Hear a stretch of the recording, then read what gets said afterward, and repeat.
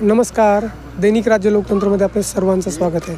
नुकताच आता चिंचवड विधानसभा मतदारसंघाचा निकाल लागलेला आहे आणि या निकालामध्ये शंकरशेठ जगताप बहुमताने निवडून आलेले आणि त्यांच्या कार्यकर्त्यांनी विविध सांस्कृतिक आणि समाज उपयोगी ऑर्गनायझेशन केलेत. या कार्यक्रमात आज आपण इथे सचिनदादांनी रक्तदानाचा कार्यक्रम ऑर्गनायझेशन केला आहे. या कार्यक्रमात सचिनदादांचं काय म्हणणं आहे हे आपण त्यांच्याकडनं जाणून घेऊया. दादा, काय सांगाल? नमस्कार.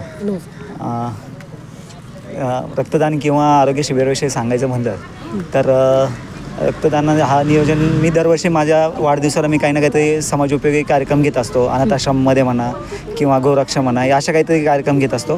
पण ह्यावर्षी योगायोगाने शंकरशेठ जगताप प्रचंड बहुमताने निवडून आले.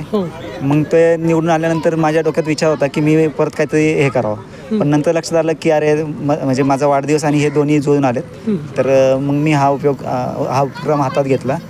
आरोग्य शिबिरामध्ये ग्रामीण भाग असल्यामुळे तुम्ही जर पाहिलं तर ग्रामीण भागामध्ये मला इवन जे ब्लड बँकवाले आहेत त्यांनी सांगितलं की आमच्याकडे 15-16 वगैरे होतात, तुमच्याकडे ॲटलिस्ट 20 तरी व्हायला पाहिजेत. पण मी सकाळी जेव्हा जनतेचा प्रतिसाद पाहिला तर जवळजवळ आता आम्ही 50चा टप्पा क्रॉस करतो. म्हणजे एवढा चांगला प्रतिसाद म्हणा ब्लड बँकेला असेल किंवा आरोग्य शिबिर असेल, खूप चांगला प्रतिसाद भेटला.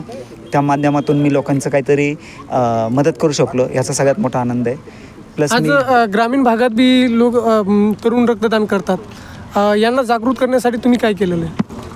असं मी नव्याने असं काही केलं नाही. काही फ्लेक्स लावले होते आणि माझ्या स्टेटसला मी 1-2 की रक्तदान केल्याने काय फरक पडतो. तर माझ्यावर प्रेम करणारे माझे मित्र असतील किंवा माझ्या नात्यातून लोक असतील, ह्यांनी म्हणजे त्यांच्या प्रेमापोटी त्यांनी हे रक्तदान केलं. मी खरं सांगायचं तर अतिशोक्ती नाही सांगत, पण मी कोणालाही रक्तदान करा असं बोललो नाही. पण प्रेमापोटी सगळ्यांनी रक्तदान केलं आणि त्याच्या माध्यमातून मग मी काही बक्षीसं किंवा काही हे ठेवले होते, उपक्रम राबवलेत.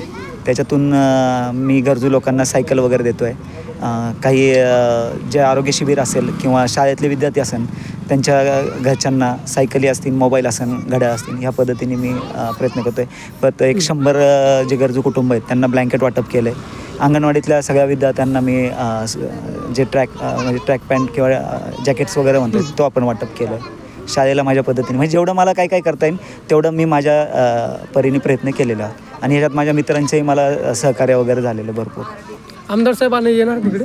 हां, मी आमदार साहेबांशी काल सोबत होतो. स्वतः म्हणजे शंकरशेठ जगताप असतील, सुनील अण्णा असतील, यांनी मला आज संध्याकाळपर्यंत 5-6च्या दरम्यान येणार आहात. रावसाहेब दानवेंचा कार्यक्रम इकडे येतील. धन्यवाद. थँक्यू.